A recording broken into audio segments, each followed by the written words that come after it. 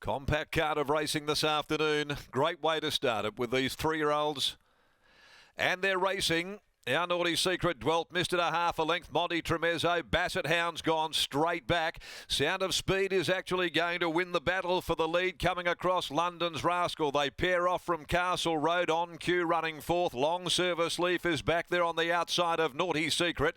Over on the inside behind them, Monty Tremezzo. And back there at the tail and with a real handful underneath him is Pat Carberry aboard the favourite Bassett Hound, who's going keenly. Sound of Speed though leads them by the 700 metre mark. 3/4 of a length in front. Running second is London's Rascal. Castle Road tucked up down on the inside third, followed by the roughie On Cue. Our Naughty Secret back there on the fence running fifth.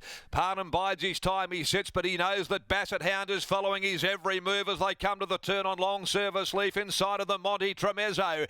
Sound of Speed levels off at the 350. On the outside still there London's Rascal. A length and a half Castle Road, and now the big guns are coming down the outside. Long Service Leaf, Bassett Hound, and back behind them our Naughty Secret, Monty Tremezzo. Bassett Hound on the outside gets a sniff of victory, and he comes away, Bassett Hound. Bassett Hound won it by a length. Monty Tremezzo second from Sound of Speed. Close up Long Service Leaf from Castle Road. Our Naughty Secret followed further back then London's Rascal, and amongst the last in is On Cue.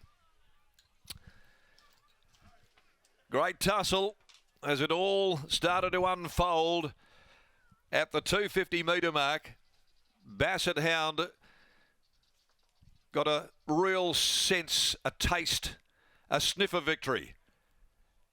And Pat Carberry let him go and he covered them beautifully.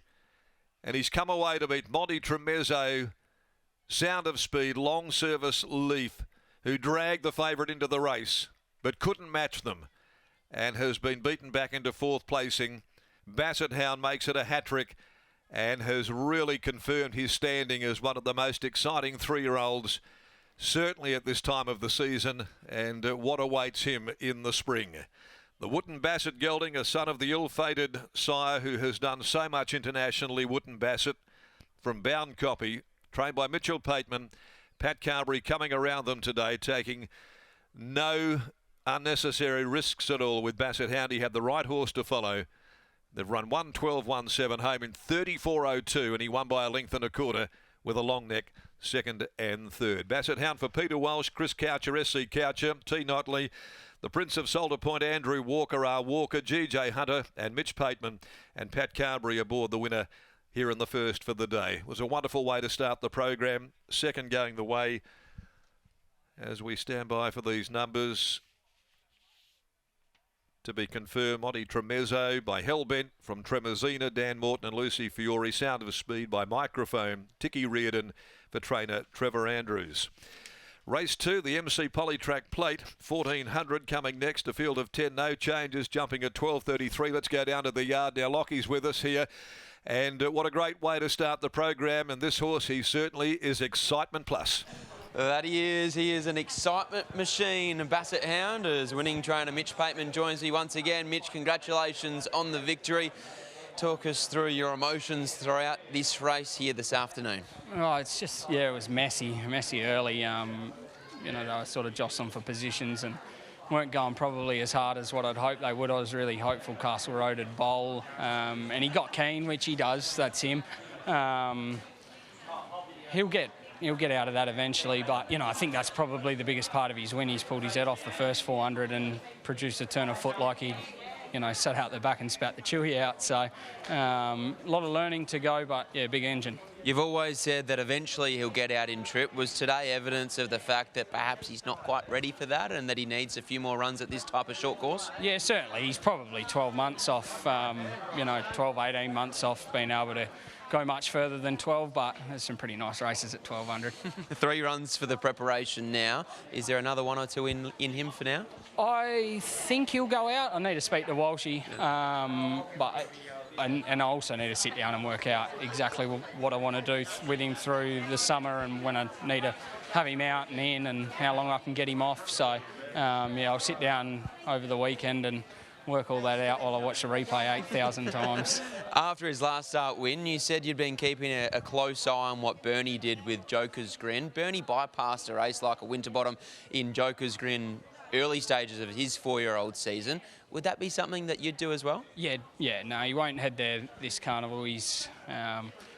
I've probably fallen for that a couple of times early in my training career, and like Almighty Class won the Max Simmons, but it blew his rating up, and then it took him a fair while to get back to that level again. I think this bloke's, he's a better horse, but I don't want to rush him there while he's still doing things wrong. Maturing at last, my friend. Well done here. Me or the horse, both? Well, there's Mitch Bateman after the win of Bassett Hound. He is a very, very nice horse, and you have to love the emergence of a trainer like Mitchell Pateman and the fact that he's now taking a more patient approach with this horse, because under Mitch's own admission, I don't think he would have been doing that 12 to 24 months ago.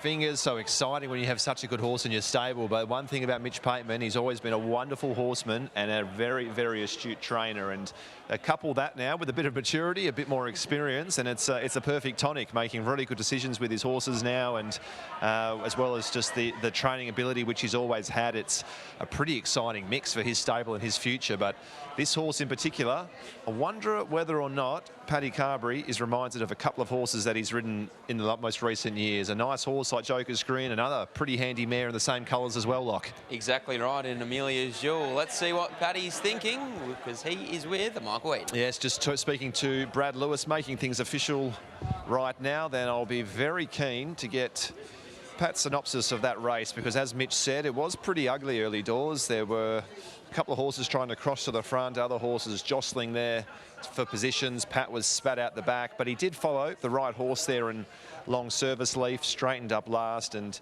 just had a lap full of horse underneath him, and he went whooshka straight past the field and won really nicely. Pat, talk us through the early stages of that race. Looked like it was everybody was looking for positions. You were out the back, but probably following the right horse at least. Yeah, it certainly was. He's not a horse that you want to teach him to jump slow, so I always jump out neutral on him. Not that I give him a dig, but jump out neutral on him, and it just took a while for the race to sort of unfold, and eventually I got cover, but it was quite messy. The race was run quite messy up until probably the 800 when the pace went on a little. He certainly settled better once he did get cover, whereas some of his previous runs, he's just very raw and new, and he thinks he knows what to do, but we're trying to teach him the other way. But yeah, it was a super impressive win in the end. Yeah, it certainly was. Third up this preparation. From last preparation to this time in, how much has he learnt and improved? Well, he only had a short break, so we're actually very surprised how much he has learnt. It's not through a lot of hard work. There's not many days I don't ride him, and credit to everyone back at the stables and Mitchell, and just really appreciate the opportunity. Yeah, I thought it was absolute cinema. The trainer is maturing. He'll be holding this horse's hand by the sounds now, which is good. But you've ridden a couple of nice horses in most recent years. We don't want to get too carried away. We're in the middle of winter, and it's a 3-year-old Saturday race. But are there any memories or any similarities to maybe a Joker's Grin or an Amelia's Jewel, those nicer horses with that turn of foot he possesses? Well, they're all horses. Amelia's Jewel has the same colours, but I never like to compare them at all. They're all different sizes and shapes and whatever. But on his raw ability, he's got a lot there. Yeah, if the trainer can mature and the jockey can mature, and hopefully the horse can mature at the same time, we're a chance. Fair assessment. Well done. Cheers. Come on, Paddy, give us a headline. That's what we want. There's Pat Carberry. Always great to see him combine with a really nice horse, and he combines with Mitch Pateman and Bassett Hound to take out the opening race of 8 here at Belmont Park.